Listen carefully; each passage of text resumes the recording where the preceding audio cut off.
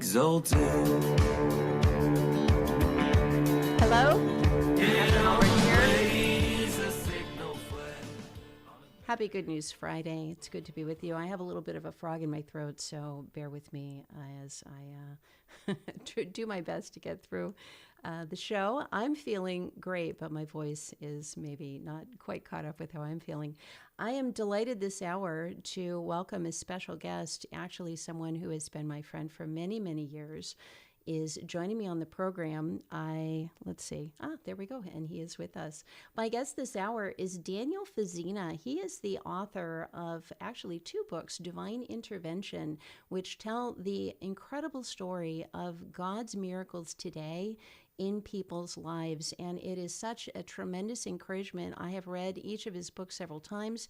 It's kind of in the style of Chicken Soup for the Soul. The stories are standalone. You can sit down, you can read one of them here, one of them there. You can keep it in your car. If you're ever looking for something to do other than flipping around on your phone, you can pick up the book and read one of the stories. It's absolutely been a wonderful encouragement for me. And Daniel and I go way back. Daniel is also an author. He's also a radio host. And with no further ado, let me welcome my dear friend Daniel Fazzina. Hello. Dr. Katherine Albrecht.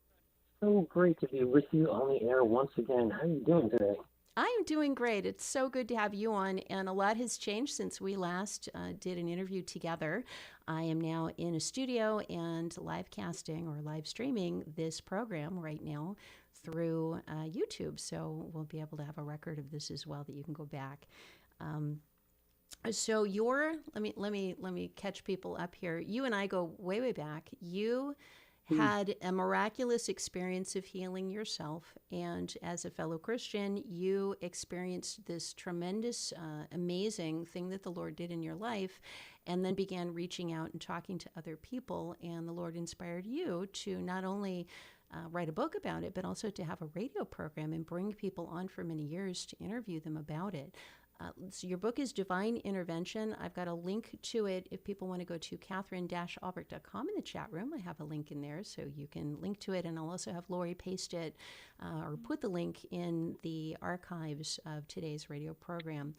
Daniel, can you explain to us what has happened in your life that had you seeing and experiencing the miraculous power of God, not just in the Old Testament and the New Testament and in the book of Acts, but today, right now? Sure, I'd be happy to. And thank you so much for having me on the show. It's really an honor to be with you. As you said, we go way back. But what really inspired me to write Divine Intervention, 52 Stories of God's Miracles Today, was a series of healings, miraculous healings in my own life. And the main one really was healing from cancer. Now, I grew up in a Lutheran home and experienced like a kind of a formulaic religion, always believed in God and Jesus, but it really became real to me probably when I was about 15 years old, and I made my own decision to follow Jesus and became born again. And then I started growing in my faith and really experiencing things like answered prayers and things like that. But the main thing, as I mentioned, was a diagnosis of cancer. When I was 27 years old, it was 2002, and I was working in television at the time. I was working an overnight job and master control at a major TV station in New York. And I was feeling really miserable because I wasn't sleeping. I couldn't sleep during the day, and I was up all night at work, and I wasn't exercising at all, and I was maybe eating like one meal a day. And so my body was just really not happy with me. And one day in the summer of 2002, I started experiencing a real strange sensation in my chest. And it felt like if you've ever been at the beach by the salt water all day, and then you go home, and when you breathe, you exhale, and it makes you want to cough.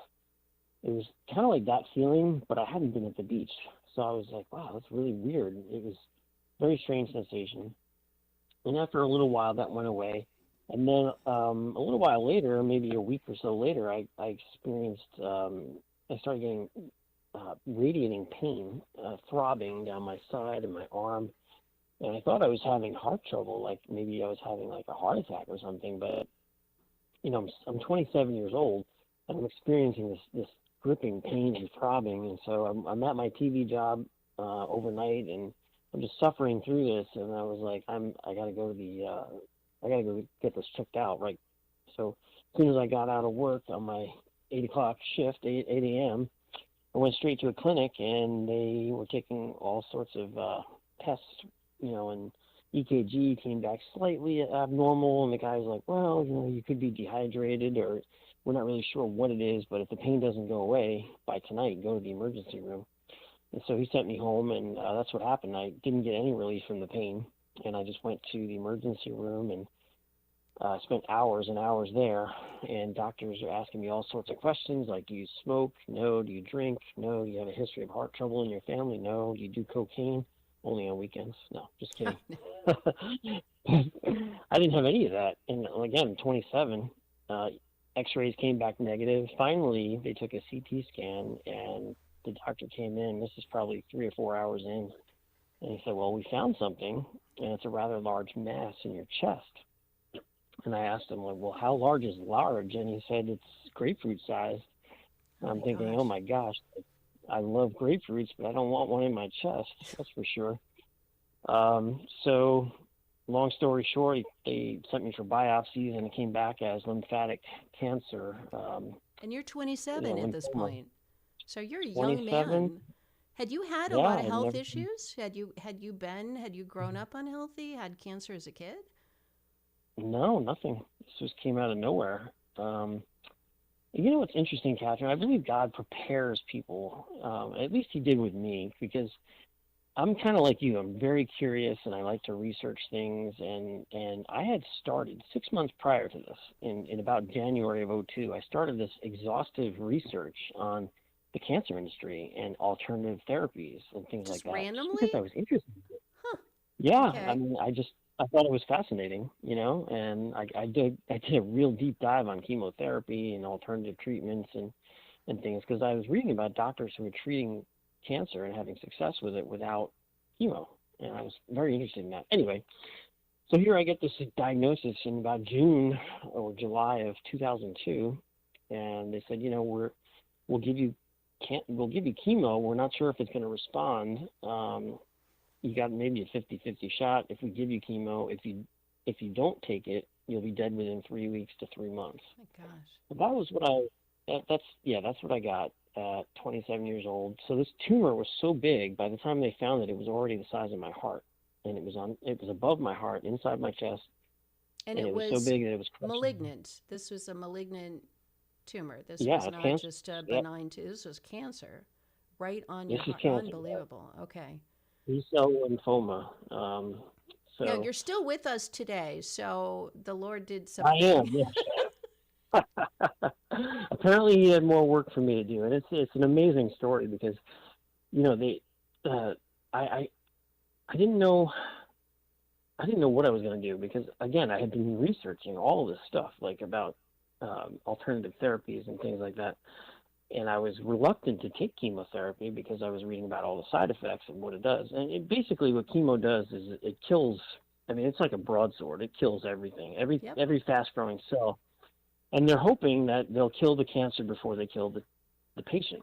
That's really what it comes down to in severe cases. But so this is what I was facing, and the prospect of dying within a few weeks to a few months was very real. All right, so And, you're going to leave us in suspense here. We know that it has a good ending because you're here. And, of course, listeners who are hearing this story are like, yeah, Katherine went through that too. I actually did the chemotherapy through a whole series of additional miracles. The Lord has kept me alive, too, from stage 4 breast cancer. So yet another thing we share. All right, Daniel Fazzina is my guest. I'm your host, Dr. Katherine Albrecht, and we'll be right back right after this. Stay tuned. Why are most email programs free? Companies use them as bait to lure people into their system so they can scan their data and sell them to advertisers. It's like a hotel giving out free rooms so they can film people sleeping and then sell the video. You'd never agree to that. StartMail restores your privacy. No one but you sees your sensitive data, and it costs less than a postage stamp a week. StartMail.com. It's email you can trust. Your email is your business, but if it's spied on, hacked, or intercepted, it can fall into the wrong hands. The solution is encryption, a high-tech way to scramble your data so no one can read it. For years, only the technical elite could use this powerful tool until StartMail came along. StartMail not only lets you encrypt the email you send, it encrypts your entire account. Encryption. It's just one more way StartMail.com keeps you safe. Hi, this is Joe Jaquin, owner of the Patriot Trading.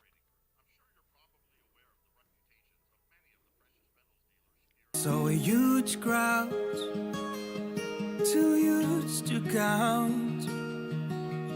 Everyone was there. All nations and tribes, all races and languages. And they were standing, dressed in white robes. Dressed in white robes. Waving palm branches, standing before the throne and the Lamb, heartily singing. Salvation to our God on His throne. Salvation to the Lamb, to the Lamb. Salvation to our God on His throne.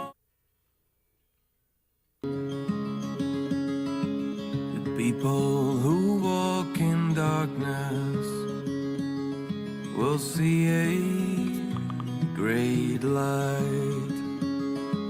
For those who live in a land of deep darkness, a light will shine.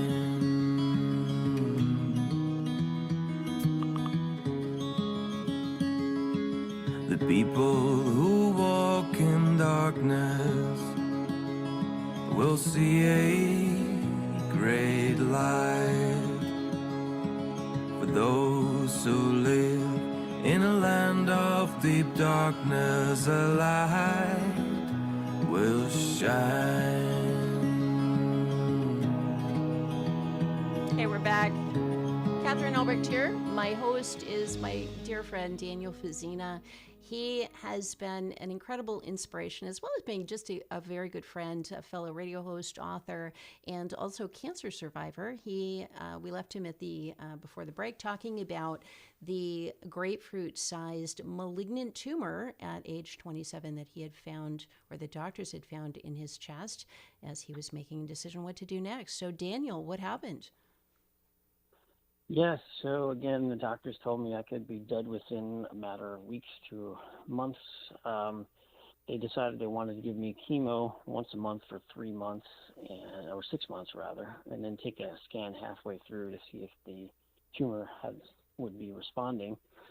And I reluctantly agreed to that, and before I started the therapy, I hit it with everything I knew how to, Catherine. I took a lot of alternative treatments. I mean, I had intravenous vitamins and minerals, hydrogen peroxide, Laetrile, acupuncture, physical therapy, you name it. I hit it with everything. I had a lot of people praying for me, anointing me with oil, prophesying to me, saying, Daniel, this thing was born to die. It's going to be a testimony to the Lord. I had a good friend from my Bible study speak that over me, and I took that.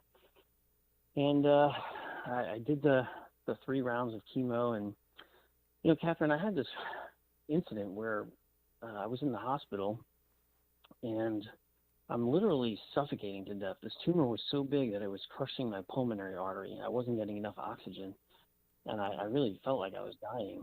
And so I remember one night it was about 2 o'clock in the morning, and I'm in the hospital bed. I'm suffering. I'm looking up to the ceiling. I just offered up a prayer, and I said, God, you know I'm your child, and if you want to take me, I'll go with you. Because the Bible says that to be absent from the body is to be present with the Lord, and I fully believe that. I said, Lord, if you want to heal me and let me live, I'll do my best to just share with the world your goodness and your grace and your love and your mercy and your power. Because I was at a point of brokenness, Catherine. I could not fix myself. I was at a point of between a rock and a hard place. I mean, there was really nothing I could do. It was out of my hands, and whatever way it was going to go, it was going to go. But I had peace in that moment, and I'm just so grateful.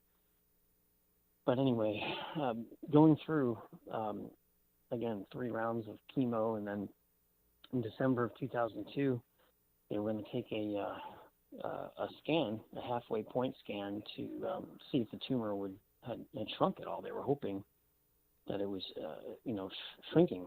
And Catherine, when I went for the results of that second scan, the PET scan, it came back completely negative, gone. No more cancer in my body, no more tumor, nothing. Yeah, and this was only halfway through. Praise God. And the doctors they were so encouraged and amazed. The nurses, everybody, they were like, we don't see this that often. And when we do, it's usually around Christmas or Easter time. It was the best Christmas gift I ever received. I remember walking out of the radiology place, holding the scans, and it was a beautiful day, crystal clear blue sky, and I'm just looking up to heaven and tears streaming down my face, and I'm just, thank you, Lord, thank you. I could not, it was surreal, and I'm just so grateful to still be here today to tell the story. My gosh. So I can, and any of our listeners too who have received a diagnosis of cancer, I remember driving back from the hospital and after the diagnosis, after the biopsy, and looking at the sky and the trees and the road in front of me and thinking, I'll never see this again. This is, wow. Like the face-to-face, coming face-to-face with your own mortality, realizing that this world we live in that we take for granted, the breath, the life, our presence here, we don't really thank the Lord for it very often because we just take it for granted. We live in it. And the realization that those things could be taken away. Now, I was not given a matter of months. I did not, I had a pretty serious case of breast cancer, but no one ever said to me, hey, you've only got a couple weeks to live here. I can only imagine the amount of emotion that must have surged through you, both before, during, and after this process of getting completely healed. Now, in my case, it took many, many years, but he's done the same thing for me, but in a very different way. How, when you got those results of that scan, and when you were praising God, and I'm sure you were looking around going, wow, the sun, the sky, the clouds, I'm here and I'm going to be here for a while. The next thing that he began to work on in your life, talk to us about how that turned into divine intervention.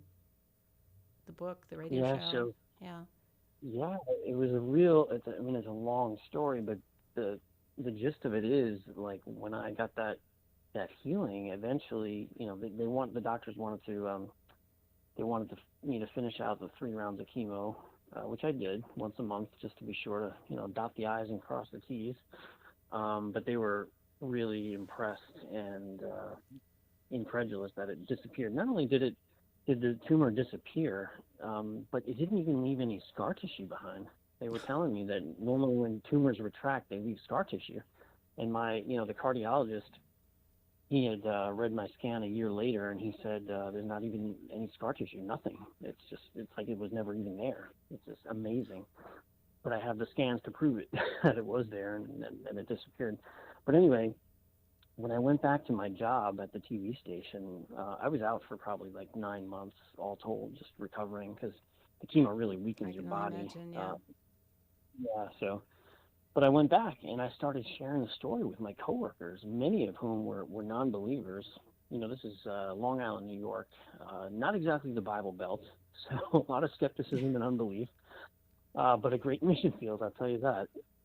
So I was able to really just share the story of what I went through and the diagnosis and everything. I mean, all my coworkers knew I was out with cancer, but they didn't understand the extent of it, I don't think. And I started sharing the stories, and they were like, wow, this is really amazing, and incredulous. And they were incredulous about it. And I said, well, you know what? if you think what I went through was amazing, you should hear about my friends' stories. Because Catherine, I've been walking with Jesus since I'm 15 years old or even younger, and I know a lot of people who've had amazing things happen to them. So I started sharing with them some of my friends' stories, like my friend Josh, who was shot between the eyes at point-blank range. The bullet went in the bridge of his nose, somehow missed his brain, ended up in the back of his neck, and he made a full recovery, and he's serving God now.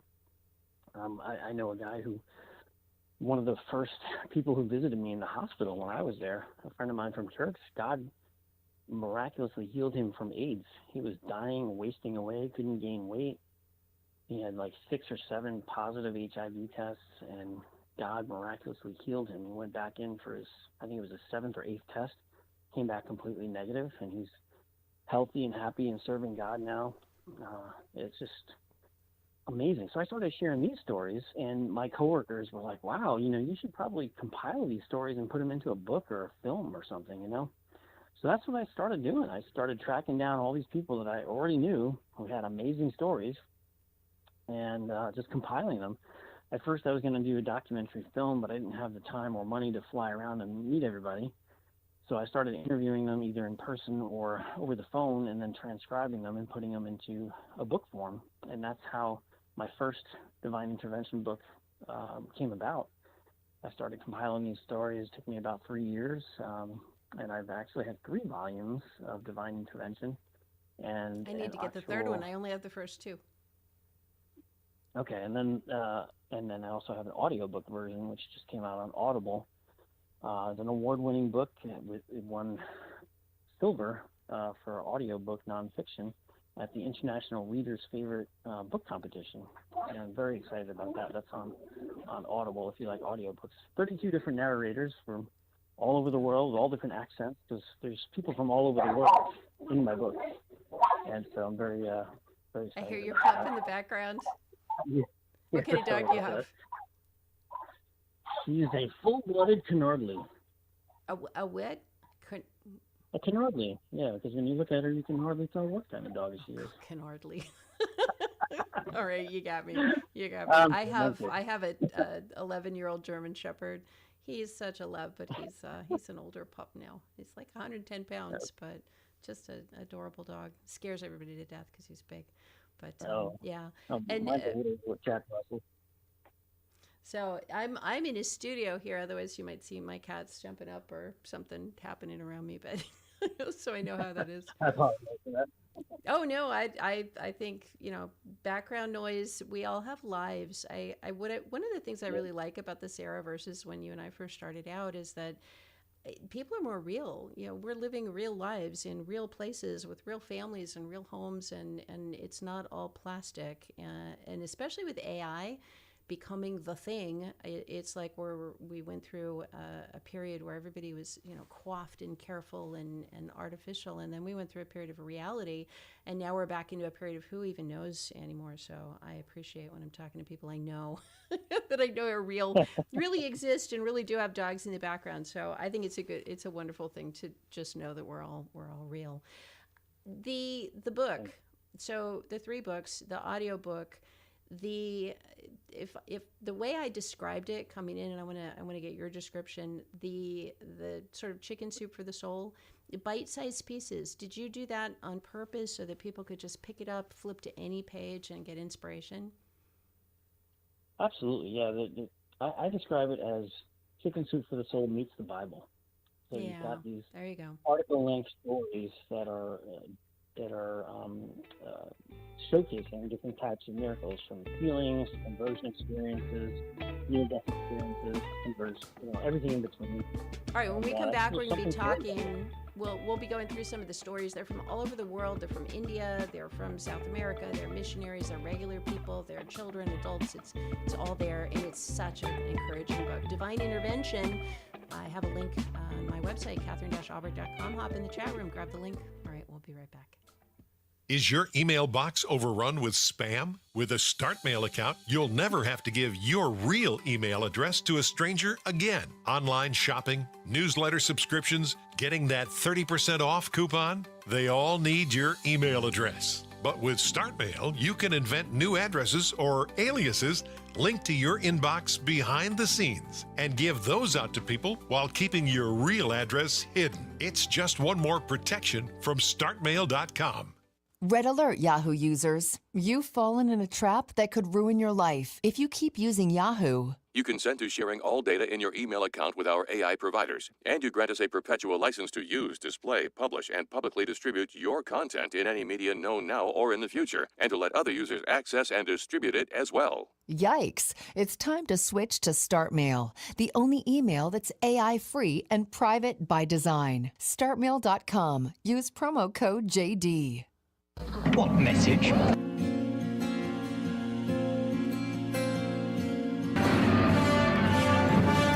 This.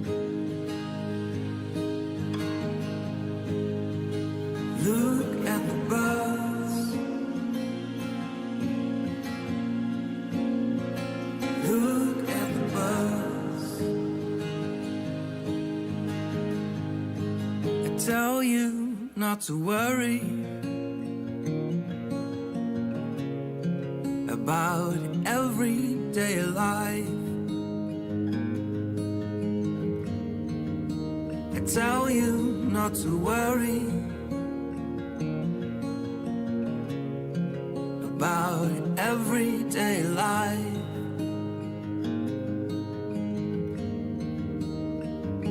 Can all your worries at a single moment to your life?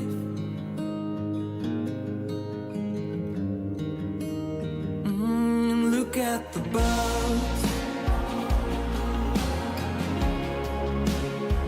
Look at the birds. Look at the birds. Look at the birds.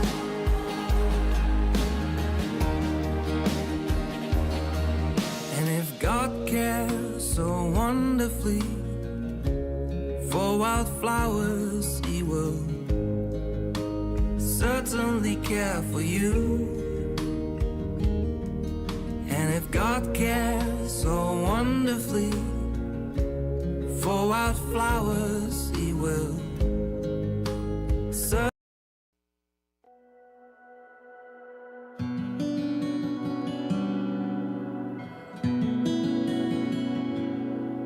For the mountains may move and the hills disappear,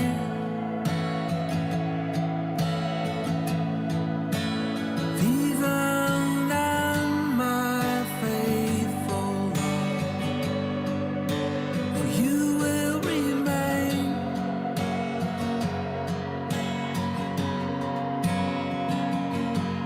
For the mountains may move and the hills disappear,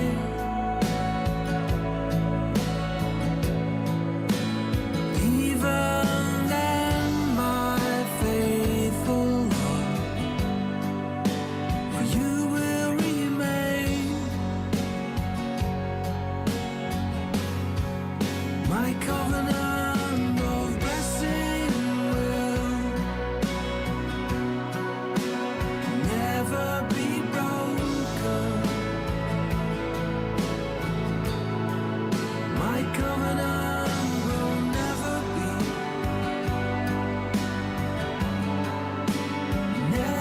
be broken. All right, we're back. Katherine Albrecht here. My special guest this hour is Daniel Fazzina. He's the author of 3 books, Divine Intervention 1, 2, and 3. They are incredible stories that he has collected from people and interviewed them. Many of these people have been on your radio show, Divine Intervention Radio. Can you tell us a little bit about that? Yeah, sure. Divine Intervention Radio was founded around the same time that my first book was coming out. I had been working on the book for several years, and then right when the book was about to come out, there was a new radio station that was opening up around the corner from my house on Long Island. It was called WLIX. And I went there to meet the pastor and the radio station manager and pitched the idea to do this radio talk show based on the book. And he liked the idea. He gave me a 13-week contract. I had to buy airtime and didn't have the money, but stepped out in faith and started producing these radio show interviews based on the book. So talking to people about their conversion experiences or their near-death experiences, their miraculous healings, basically any way in which the Lord has worked in their life. And really my goal was to encourage believers and to challenge skeptics as to the reality of God. I found, Katherine, that arguing with people really has little impact. At least it did in my life. I very rarely saw someone become a Christian because they lost an argument. But there's been a lot of it's been it's been constant in my life, and I found that just sharing my testimony with people was a lot more effective, and sharing the testimonies of others as well. So you can't really. Well, let's get into some of the stories. Let's get into some of the stories. Absolutely. I have divine intervention in front of me. I know a lot of these stories by heart, but as I'm looking through, there are 50 stories in here, and I'm just going to give people kind of a sense of what they are. And when you get to as I'm reading, as I get to one that you're like, that's what I want to talk about. God is enough. That is number 1. Number 2, Jesus, a friend to terrorists. Number 3, rise and walk. Number 4, Jesus and the jet ski. Number 5, none I is love yours. rise and walk. All right, well let's dive in. So this is, I've only read 3 out of 50. They go on and on, but tell us about Dr. George Baugh's story of Rise and Walk. Now this is a very interesting story because I met Dr. George Baugh when we were both undergrad students at St. John's University. I met him in about 1995, and when I was about 20 years old, and he and I were involved in the InterVarsity Christian Fellowship on campus there. And one day we were just sharing testimonies, and I'd known him for a while. I knew he was from Africa, but I didn't really know his full story. And when he shared it with the group, I was so amazed. So he grew up in Ghana in Africa, and when he was born with meningitis. And the doctors didn't think he would live. The disease had progressed to his spinal cord. I mean, all the kids around him died. He was in an African hospital. There was no medication to treat them. And, it was a miracle, first of all, that he survived. But because the disease had progressed to his spinal cord, when he started growing up, he couldn't walk. He was paralyzed. He was a cripple, basically. And he remained that way until he was about 7 years old. Now, his father was a civil servant, not a Christian, not a religious man. And his father had, he was a government worker, and he came to meet a traveling evangelist one time who invited him to a crusade, like an evangelistic revival crusade they were going to have in Ghana. He met him, I think, in South Africa when he was traveling. But he said, he actually prophesied to George's father, telling him things about his family and saying, hey, you have this son, he can't walk, and if you bring him in faith, Jesus can touch him and heal him. And the guy was amazed because this guy was prophesying to him and knowing things that he couldn't have known before because he had just met the man. So that was an eye-opener. And, again, he wasn't a religious man, but he was desperate for his son, so he just said, okay, I'll go. And when this man, a few months later, he went to Ghana. He had this big revival meeting in a stadium, and they brought George in his wheelchair. Now George, he has no idea who Jesus is. His parents had brought him to like witch doctors and other things who tried to do all sorts of things with him and rub him with all different concoctions to try and heal him, and nothing worked. He was paralyzed in a wheelchair. So they bring him to this huge revival meeting, thousands of people there. And the man who's ministering up front, he calls George down, out of the crowd, and basically describes, his age, his approximate age, approximately what he's wearing. He's like, there's a boy in a wheelchair, bring him down here. Now, meanwhile, there's many people in wheelchairs, so they weren't sure he was talking about George, but they brought him down, and the man, he brought him up on the stage, and he just prophesied and prayed for him. He said, do you know that Jesus has already healed you? And he's like, he didn't even know who Jesus was at this point. And he said, stand up in the name of Jesus. and he tried to get up out of his wheelchair, and he fell down, and he couldn't get up.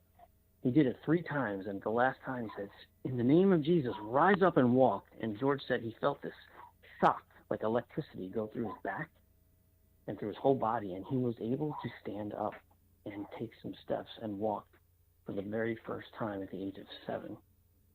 And the man blessed him and prophesied over him, saying, "You're going to grow up. You know, the devil has stolen years from your life, but God is going to restore all the years that the locusts have eaten." And he blessed him. He said, "You're going to walk faster than those around you, and you're going to be a prominent person in society." And from that time on, George picked up his Bible. He started reading. He's like, "If this Jesus can heal me, I want to know who this Jesus is." And he started, growing in his faith. And today, he is completely healed. He is well. He is a full-time pastor in the Bronx, New York. And get this, he's also a practicing podiatrist. So he's helping other people walk. Incredible. I love it. Isn't that amazing? I remember the him. story. So you met him as a guy who could walk. You did not even know that he'd been disabled when you knew him before he told his story. Did we lose him? Daniel. Oh, we lost me.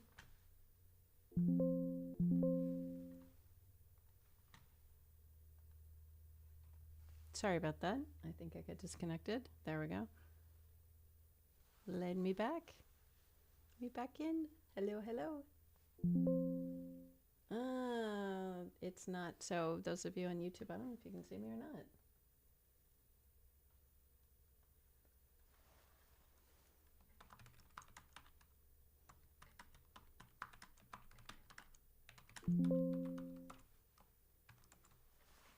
Why is that happening? Please stand by. Your call will be answered shortly. The accounts. There we go. I think I'm back on. I am so sorry. I missed part of that because my stream to connect me got disconnected. But catch me up. I missed that conversation. I had asked if you knew Dr. Baugh as a person who was intact and healthy and able to walk when that had happened, and I missed your answer. I had no idea that he was born a paraplegic, because when I met him, he was healthy and whole. We were 20 years old at the time. And so when he shared that story with me, I was amazed. And when I went through my stuff and was working on my book, I called George. I mean, this is many years later. We were way past college age at this point. But I called him, and he graciously offered to share his testimony and include it in Divine Intervention, 50 True Stories of God's Miracles Today. So many stories. And so is there 150 total for all 3 books when we add them up? Well, there's, I think the first 2 had like 33 each in them. And then the third one was a compilation of some of those plus some new. Yeah. So if you have the green one, 50 True Stories of God's Miracles Today, that's the third one. Okay. Then I do have them. Yeah.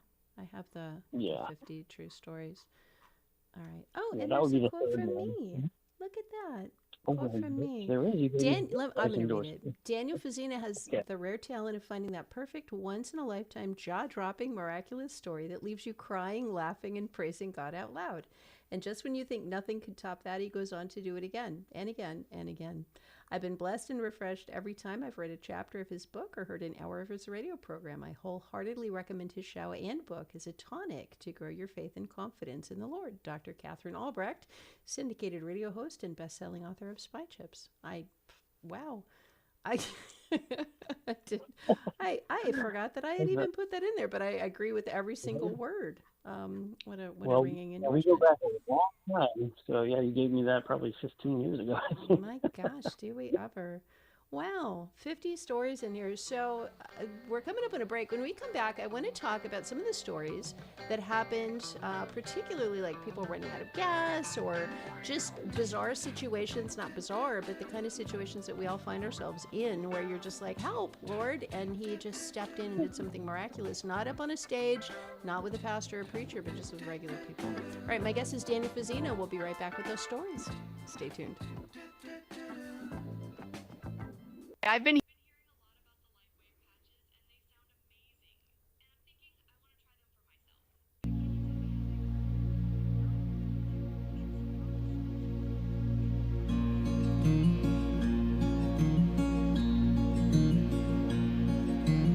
I knew you before I formed you in your mother's womb. I knew you.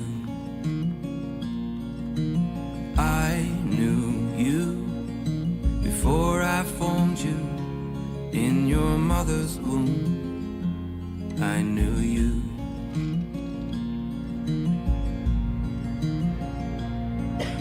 Before you were born, Sorry. I set you apart. Before you were born, I set you apart.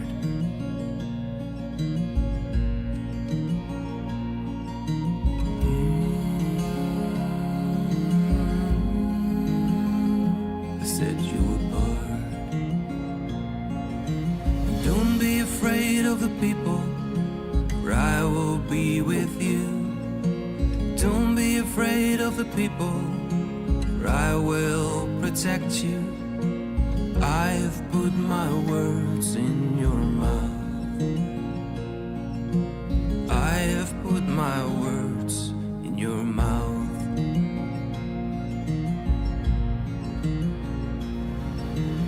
Look, what do you see? I see a branch from an almond tree.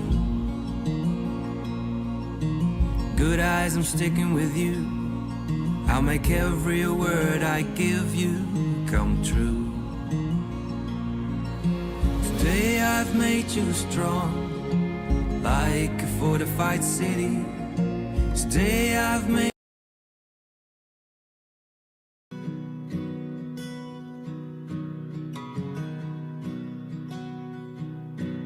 peace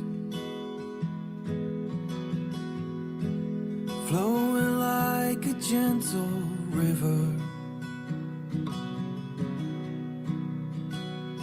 Righteousness rolling over you like waves in the sea. Peace flowing like a gentle river. Righteousness rolling over you like waves. So beautiful. Katherine Albrecht here, final segment with our guest, Daniel Fazzina. Daniel, I could talk to you for hours. I know that, well, you did a radio show, so you have many, many hours of stories. Let me ask you, because as people are listening, I don't want them to get the impression that you require a preacher or a stage or a church or anything to experience the divine intervention of the Lord, to experience his miracles. Before we get into it, I have one more question. I want to make sure that I make time to ask you before we go. So there is kind of a debate among people, Christians, believers, that some people say that miracles aren't for the current church. Miracles are not for people living in, the 2020s. Miracles were only for people living in Pentecost, or only for people who walked with the Lord. And then there are other people, including you and me, who have actually experienced and witnessed and seen his miracles. Have you had pushback from people regarding the book? Have people actually changed their minds after reading the book?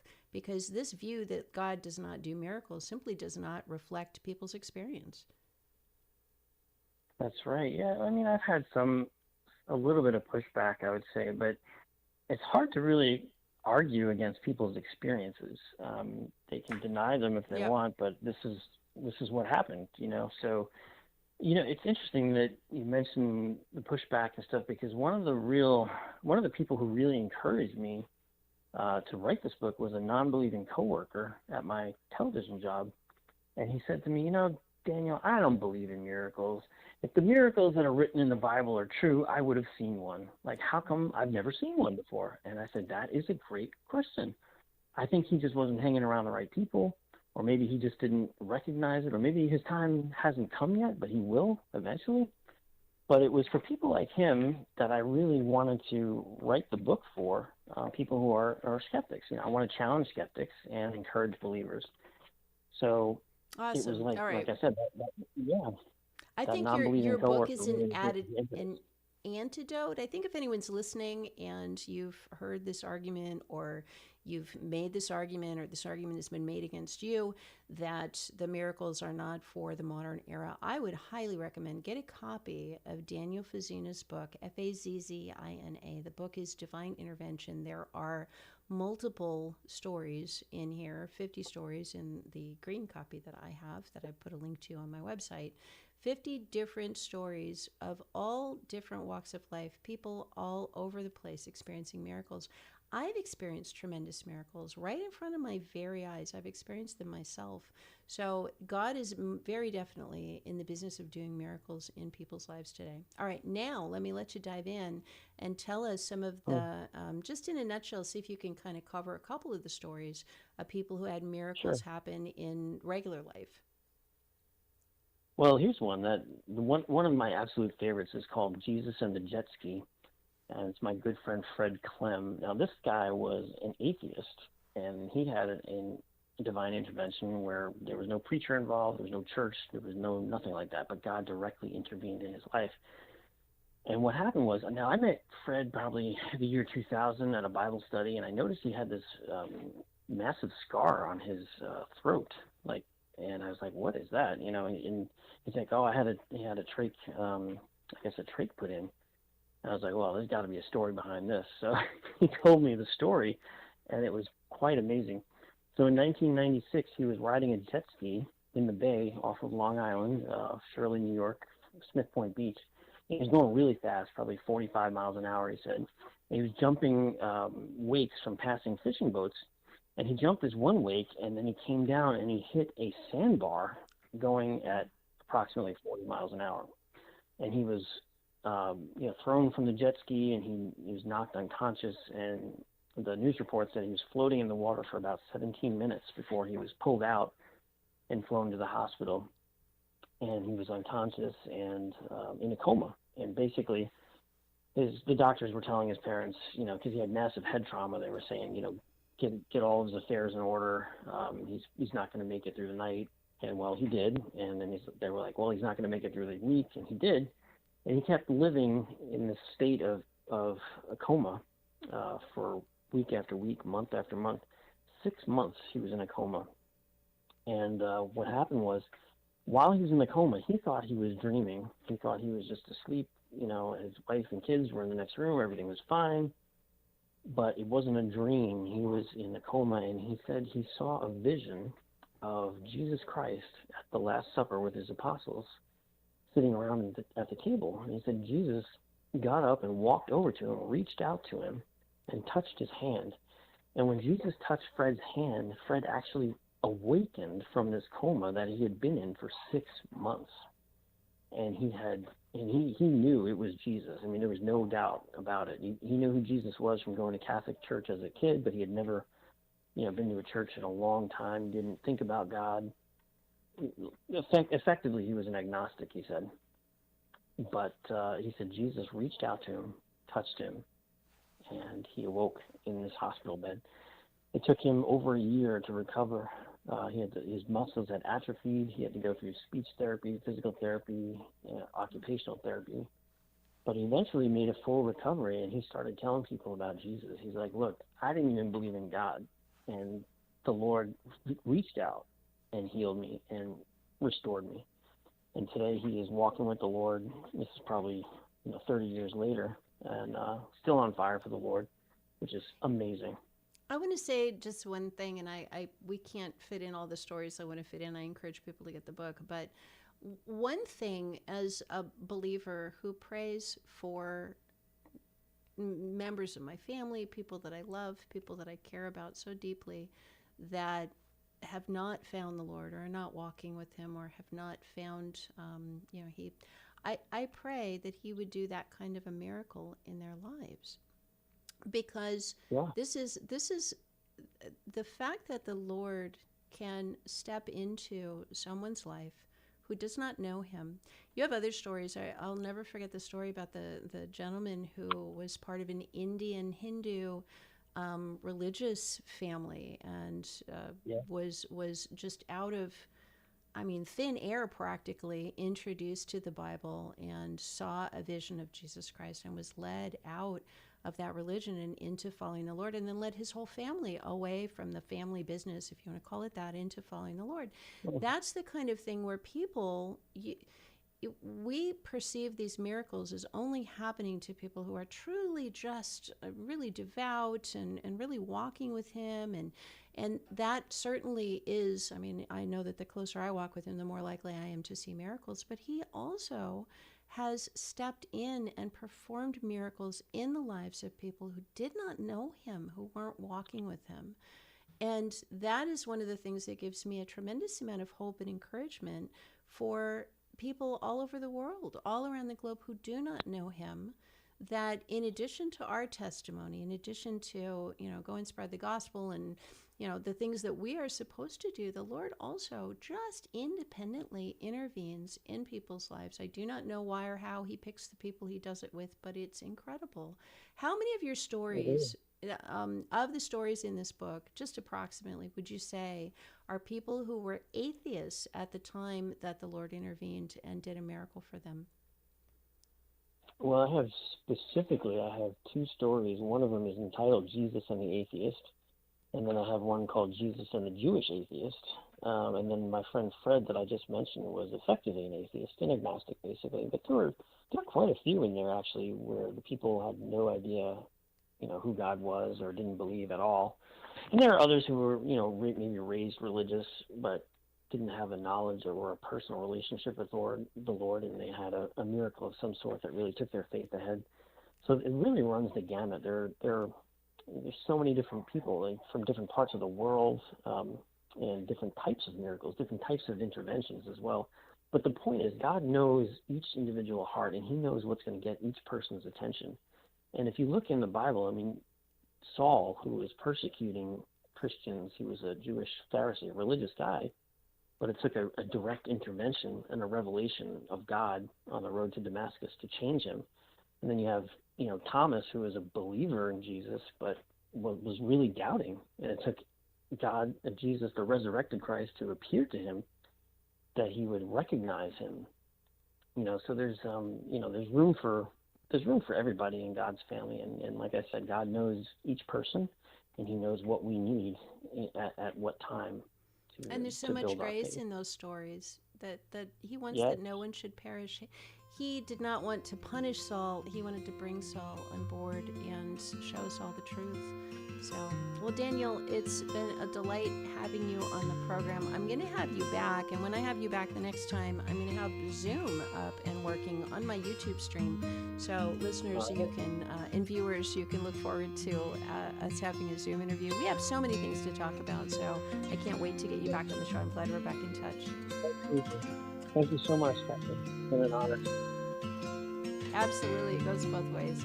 Daniel Fazzina, my guest, his book, Divine Interventions, and there are multiple copies or multiple versions of Divine Intervention. Also, the audiobook, if you're not a big reader, you can read the audiobook. It's just a great book to have around. If you're ever feeling a little discouraged, you're kind of wondering, is God, is he doing things today? Read the book, and you will be encouraged and reminded of his goodness. All right, have a great weekend. Bless you.